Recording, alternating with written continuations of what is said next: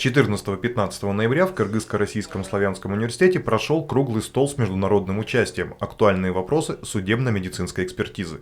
В мероприятии приняли участие преподаватели и ординаторы медицинских вузов, практикующие судебно-медицинские и судебные эксперты, представители госорганов, а также руководители ЛПУ и здравниц. Это у нас сегодня круглый стол, чтобы все знали, не путали. И тех, кто является как бы столпами этого нашего мероприятия, прежде всего доставляет большое удовольствие представить вам команду наших уважаемых гостей.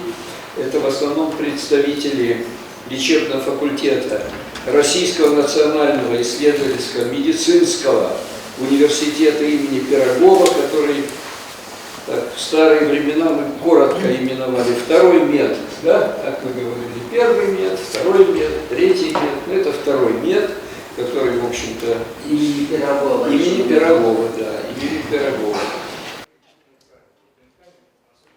Принимающая сторона и гости из России обменялись благодарственными письмами, отметив тесное сотрудничество в области науки и образования, богатые перспективы для эффективного взаимодействия между Российской Федерацией и Кыргызской Республикой. Ученые и эксперты поделились теоретическим и практическим опытом в области судебно-медицинской экспертизы, обсудили актуальные вопросы, связанные с новыми научно-практическими данными, характеризующими объемную картину о современных экспертных методах исследования и связь их с уголовным процессом, провели дискуссию о внедрении высоких технологий в экспертную и педагогическую практику.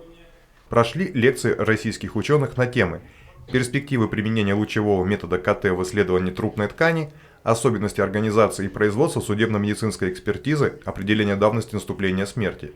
Также прошли лекции и для студентов естественно-технического факультета КРСУ.